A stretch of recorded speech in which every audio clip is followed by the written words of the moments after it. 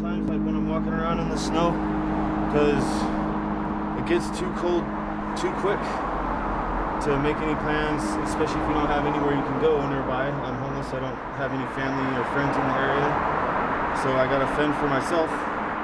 And when I get cold, I turn on the torch and then just basically hit my feet real briefly, kind of get the ice and stuff melted off there. You can't just, believe it or not, you can't just go. Jeremy lives just outside of our little neighborhood there, and he's been there for a long time, longer than I've lived in that neighborhood. And I'm just one of these people who's always wanted to learn from myself about others and not take certain people's words describing or explaining who these people are. So I wanted to learn from myself, and so that's why I approached Jeremy to begin with. He doesn't think very highly of himself, and he's a very kind person though, and I'm so glad that I did get to know him. I think that trying to run him out from living under that overpass he's not hurting anyone, and there's a lot of fear surrounding him being there. He's a good guy, he's a sweetheart, and I wish that people could recognize that, you know. This is a $200 sleep bag my mom bought me and sent me in the mail. How's it holding up? Fudged. That's because at night I'll wake up and it'll be cold in like a spot, and you gotta get it, otherwise I don't know how to explain it really, but you gotta torch it and get it dry. So two of the hardest questions in life are I don't know and I need help. You know, we as a community and society have to be ready with the answers. But what are those answers?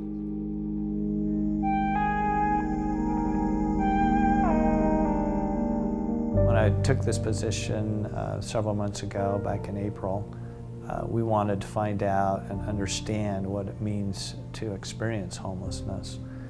So we do outreach every Friday night in an area of Salt Lake. We know people's stories. We have heard what they're concerned about.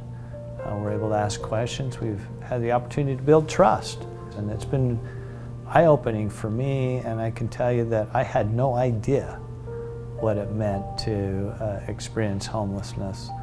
I thought I might have an idea, and I think the general population feels that way. But until you really understand and have talked with people that are experiencing it, you don't know.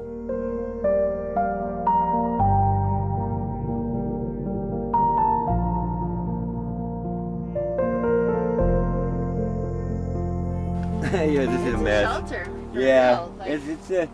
Yeah, I'm not really afraid of it collapsing because this will keep it up, and but yeah. Like even with the wind, like we haven't had as strong winds as we did last year. Right. It was insane. This here's my food, but that keeps the wood rats out of it.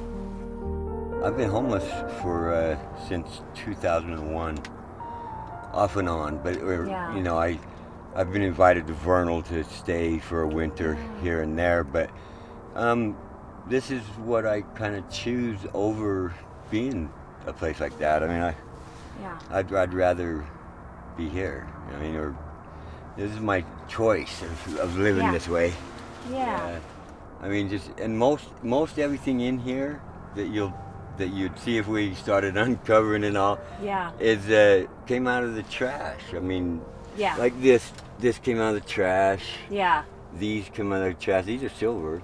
Oh, I mean, people throw tons of stuff away. I go to estate sales, actually. Yeah, I like those too. The homeless population is often dehumanized, and as a photographer, I wanted to help humanize individuals who are misunderstood, to hopefully break that stigma and really educate people as to what the truth is. And in my doing so, it's caused a lot of problems for me actually in my neighborhood, and it's really unfortunate. And this is all just because I wanted to learn about a human being who happens to be living under an overpass I call him my neighbor. He's my neighbor.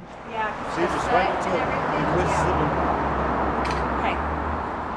I know, that's scary. Like if I'm off, I'm here, I'm dry, I'm warm, I'm laying down and or sleeping or trying to sleep. And when I'm on, I'm constantly having to do stuff, dry things, build fires and to stay warm and constantly moving around. There's no stores that really let homeless people sit out in front of them. So I can maybe sit down at a store for 5-10 minutes if I'm lucky and get some change panhandling and stuff like that. Before they run me off. That's basically about it. It's constantly moving, constantly doing stuff, and or constantly not doing stuff. Basically, is kind of how it is. Sucks. It always sucks.